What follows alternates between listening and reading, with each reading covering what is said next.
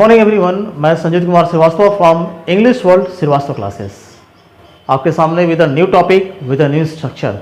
और आज का हमारा टॉपिक होगा सेम जो मैंने आपको पहले पढ़ाया था, the use of have to और हैज़ टू, लेकिन आज मैं इसका कुछ एक्सटेंशन बता रहा हूँ। इससे पहले क्या ना, आई टोल्ड, इससे पहले मैंने आपको 8 मीनिंग्स पढ़ाया था।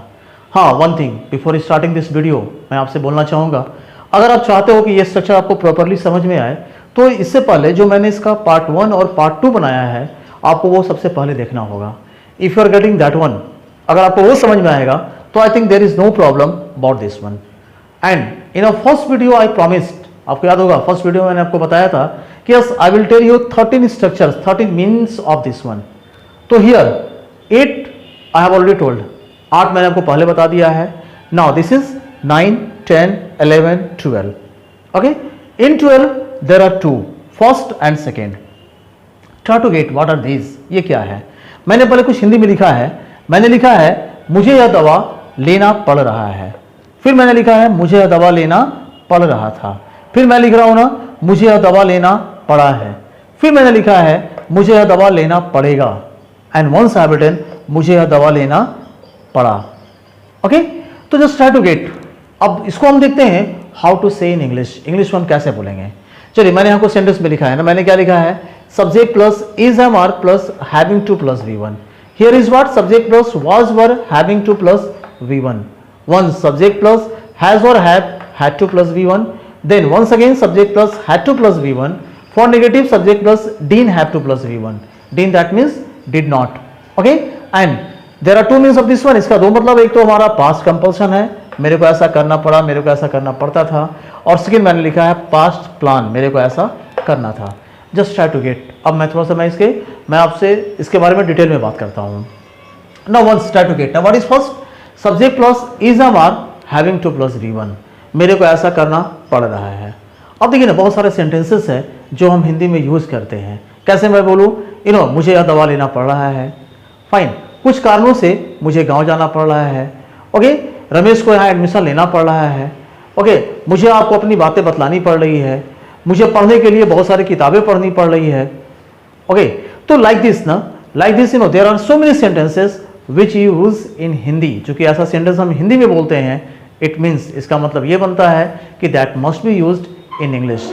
इसका मतलब ये होता है कि इसका हमको इस्तेमाल अवश्य रूप से क्या करना है, इंग्लिश में करना है।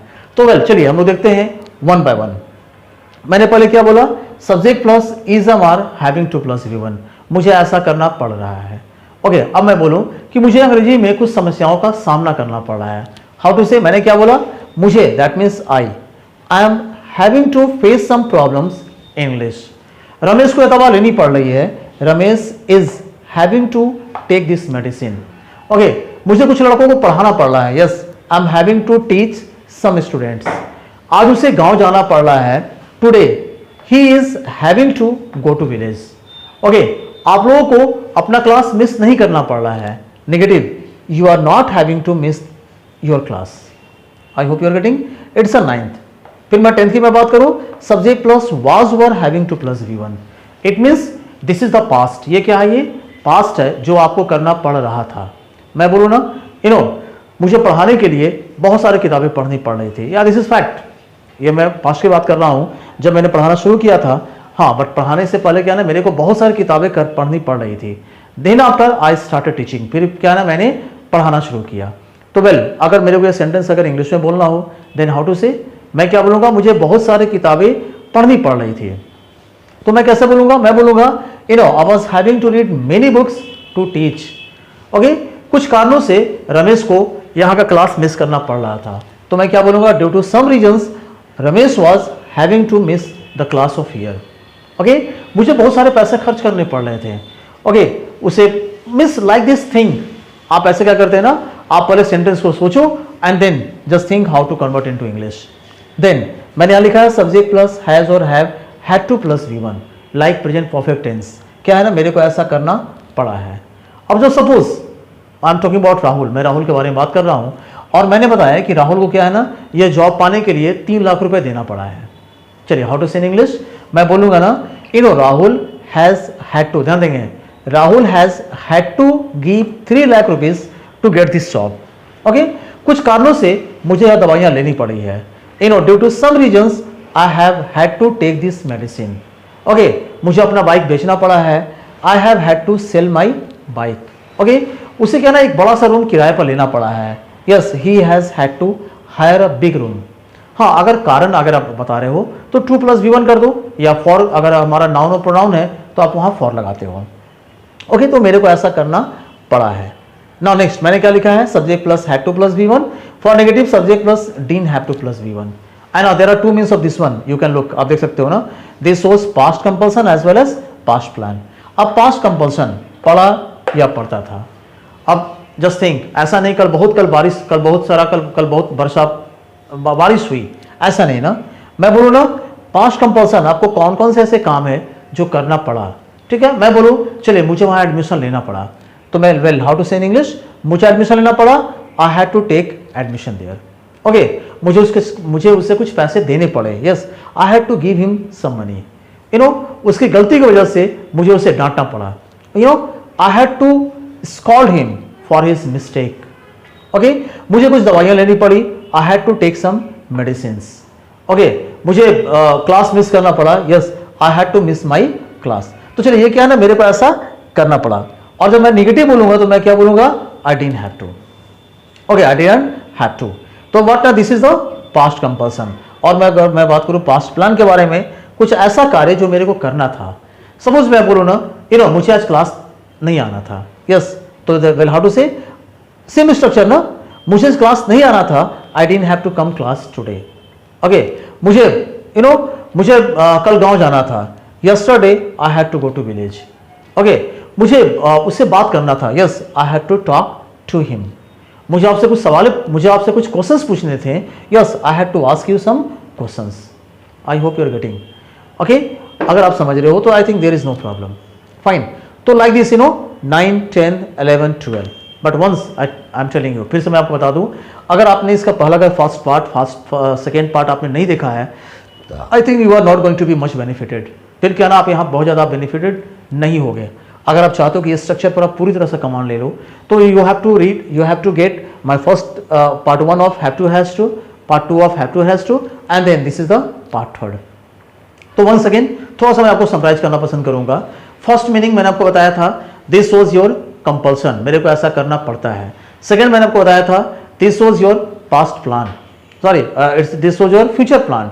थर्ड मैंने आपको बताया था, दिस शोज योर एडवाइस और suggestion. Fourth, this shows provision, मनाही। दैट मीन्स पहले में क्या था मुझे, अच्छा नाउ नेक्स्ट वन सेकेंड आइए। फिफ्थ में subject plus may have to plus V1। Six में subject plus I have to plus V1। Seventh subject plus won't have to plus V1। Eight subject plus must have to plus V1। And then 9, 10, 11, 12। Once again अगर मैं बोलूं मुझे कुछ किताबें पढ़नी पड़ती है, I have to read some books. मुझे कुछ किताब पढ़ना है, yes I have to read some books. मैं आपको ये एडवाइस कर रहा हूं, आपको यह किताब पढ़ना है, yes you have to read this book. फिर मैं आपको मना कर रहा हूं, आपको यह किताब नहीं पढ़ना है, you don't have to read this book. Once मुझे यह किताब पढ़ना पड़ सकता है, या I may have to read this book. मुझे किताब पढ़ना होगा, I have to read this book. मुझे किताब नहीं पढ़ना होगा, I won't have to read this book. Okay, then मुझे यह किताब अवश्य पढ़ना है, I must have to read this book. Then मुझे किताब पढ़ना पड़ रहा है, I am having to read this book. मुझे किताब पढ़ना पड़ रहा था, I was having to read this book. मुझे किताब पढ़ना पड़ा है, I have had to read this book. और मुझे किताब पढ़ना पड़ा, I had to read this book. और मुझे किताब पढ़ना था, I had to read this book. It means like this, there are 13 meanings, 13 structures, okay, and you must have to get command on all, okay, because this is a structure which we are using again and again। चूंकि ये वो structure है जो हम बार बार use करते हैं, और हिंदी में चूंकि हम बहुत ज़्यादा यूज करते हैं, जब आप हिंदी यूज करते हो तो then why not in English? And one thing, whatever you providing you in a one time, this is not the result of one day, ये एक दिन का नतीजा नहीं है। For this whatever just I am providing you, ये सारे structures को पाने के लिए I have had to read many books। मुझे क्या ना बहुत सारी किताबें पढ़नी पड़ी है। हाँ, बहुत सारी किताबें पढ़ने के पश्चात I made my own notes, मैंने अपना एक नोट्स कंप्लीट किया, which I am providing you in a one time। तो अगर आपको ये चीज़ अच्छी लग रही है, अगर आपको ये वीडियो पसंद आ रहा है, तो you must have to subscribe them you must have to share with your friends, and you must have to give me your comment. So with this preparation, have a nice day. Thank you for watching my whole video. Thanks.